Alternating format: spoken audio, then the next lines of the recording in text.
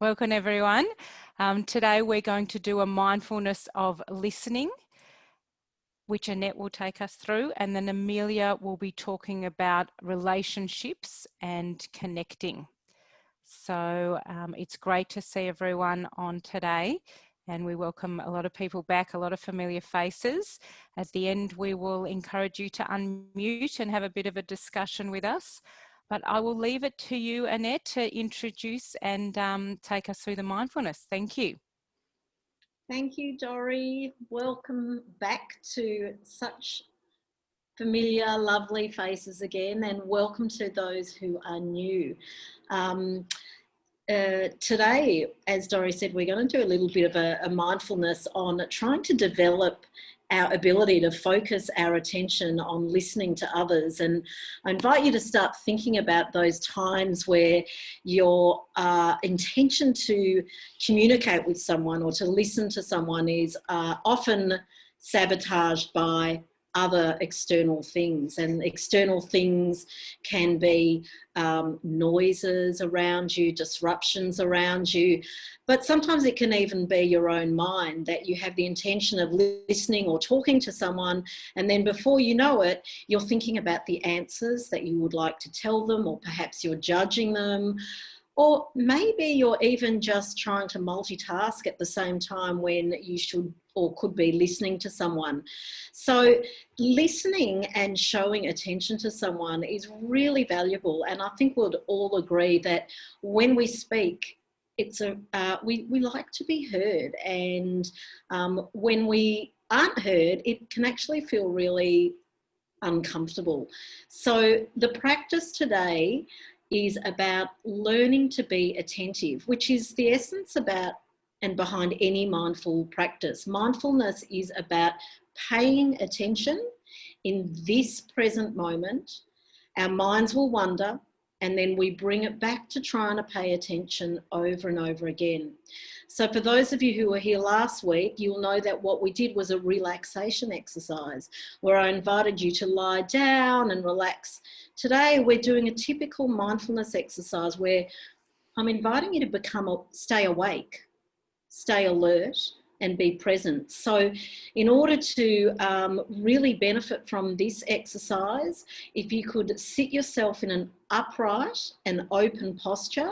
So you want to elongate your spine, you want to become tall, not too rigid, but not too relaxed. Otherwise it will be easy to fall asleep or lose attention. So as you settle yourself in your upright and open position, just begin to take a few moments to purposefully let yourself relax. I can see there's a few more people coming on, so this is a perfect opportunity for you to begin to slow down your breath and to take some purposeful breaths.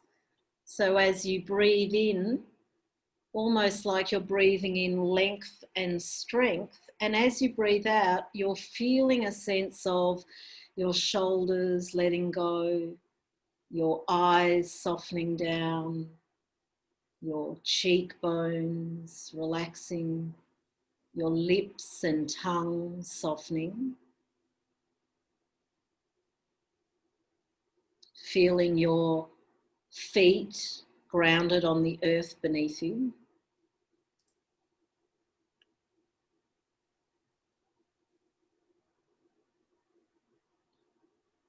And if you can just take 3 more rounds of purposeful breathing where you're inviting your breath to help you settle, calming the nervous system as you breathe out.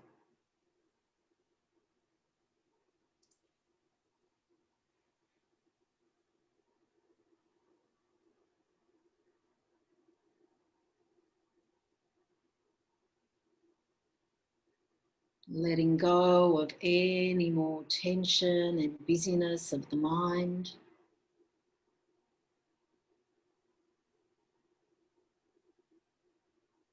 And with your eyes gently closed now, or just lowering your gaze to a space in front of you, just begin to draw your attention to the space between your eyes or somewhat up at the level of your eyebrows, slightly into your forehead.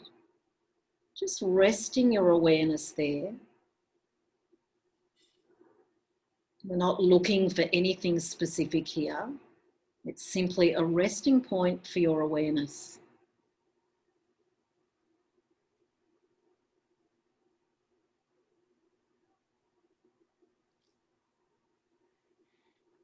Remembering that we cultivate mindfulness by practicing without judgment, without being reactive, and continually focusing your awareness moment to moment in the present, using your breath, sounds, body sensations and senses as your anchors to hold your attention in presence. Inevitably, thoughts or feelings, impulses will call your attention and usually drag you away from being fully in touch with the present.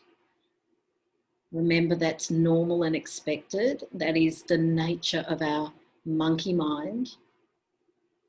But when you do notice that you have been drawn out of presence, just gently coax yourself to come back, starting over and over again. So now I invite you to open your awareness to sounds, to listening.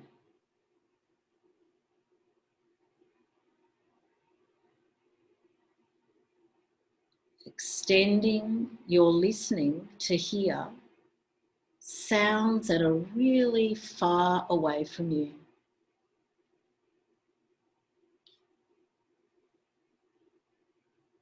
Sounds in the distance.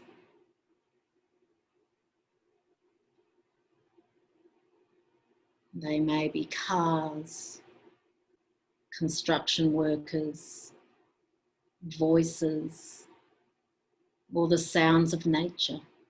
Just listening.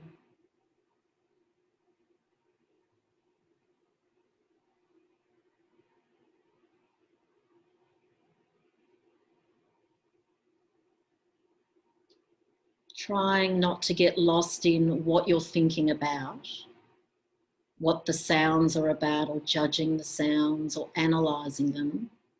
Simply knowing that they're there in the background.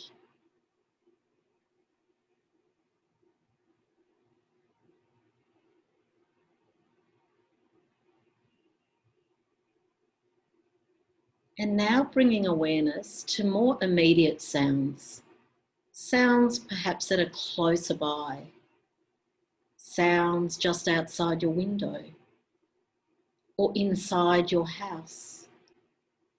Or in the very room that you're sitting in. Just curiously noticing sound.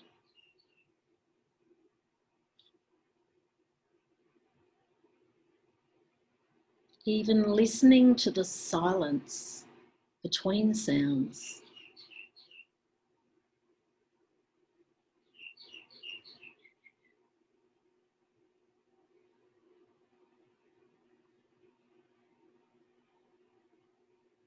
If a thought comes into your head, allow it to rise up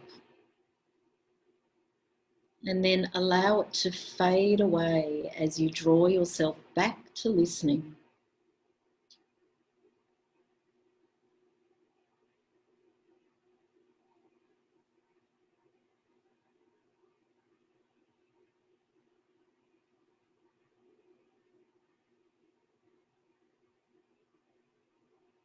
And now bringing your awareness to your breath. Perhaps you can even hear or listen to the subtle sound of your own breathing. Or perhaps you can hear subtle sounds of your own body. Just listening.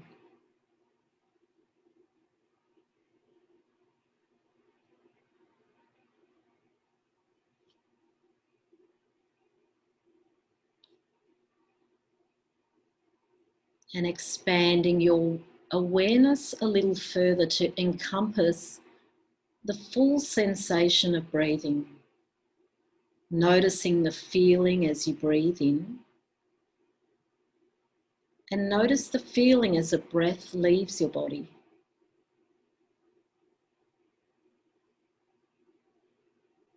Feeling the sensation of air pass in and out of your nostrils, or the slight movement of your chest and belly.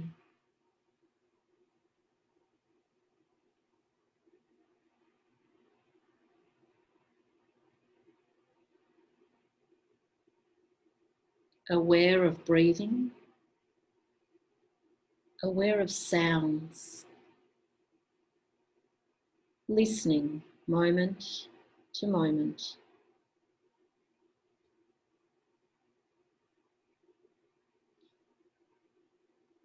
Awake, present.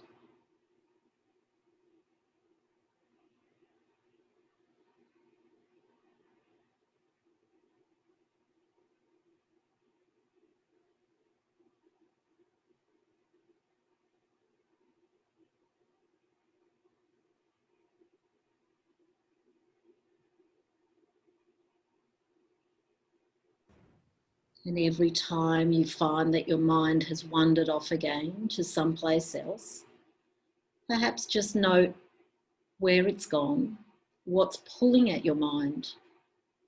Notice its energy and emotional charge, and allowing yourself to release from it. Intentionally letting go and returning to the sensation of breathing and listening to sounds.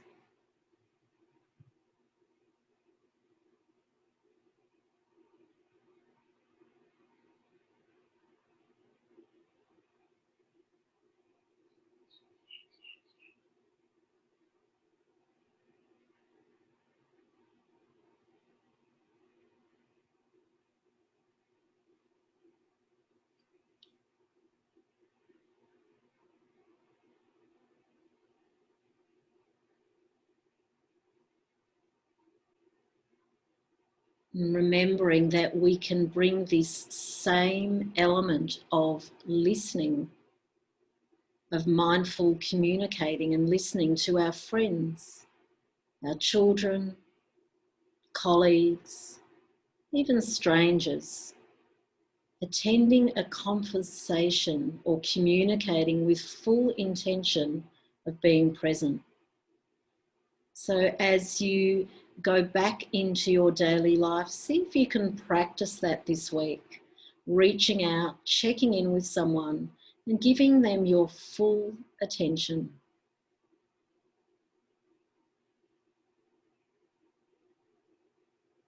As we come towards the end of this mindful meditation, just re-establishing contact with your body again, perhaps wiggling your fingers and toes, moving your body, taking a stretch or standing up for a moment.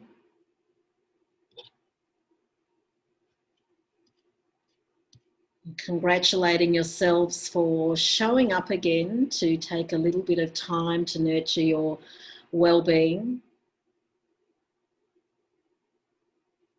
And in a moment, when we're all back into the room, I will pass you on to Amelia, who will talk to us a bit more about fostering good relationships. Thank you, Amelia.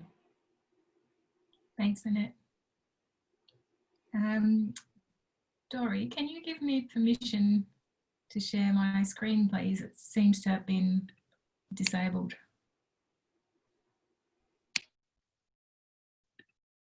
Thanks.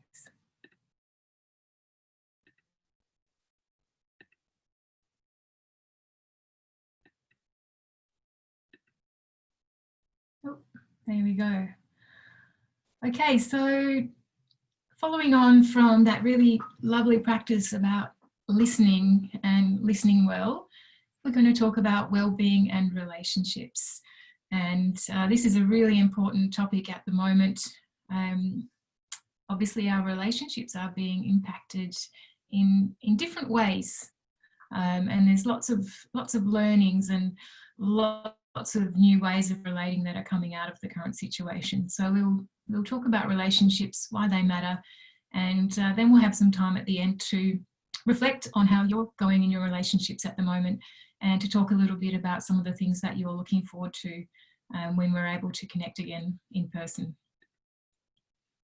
So we've been talking about this wellbeing model over the past few weeks, and I'd like to just remind everybody about this as we begin, and give you some time to check in on your wellbeing this week. So wellbeing is about how you're feeling, how you're functioning, and how you're evaluating your own life. And if you've got great wellbeing, then you're feeling good and you're functioning really well. And if you don't have very good wellbeing, then you're probably feeling bad and functioning poorly. And we've got this 1 to 10 scale at the bottom there, with 1 being terrible wellbeing and 10 being amazing wellbeing. And we've been taking some time just to check in each week. Where are we sitting along this continuum? So I invite you all just to think about, where would you rate your wellbeing today? Maybe even write that down. And if you've been with us for the past few weeks, think about how you've been rating your wellbeing as we've been going along, and noticing if there are any changes or if it's staying the same.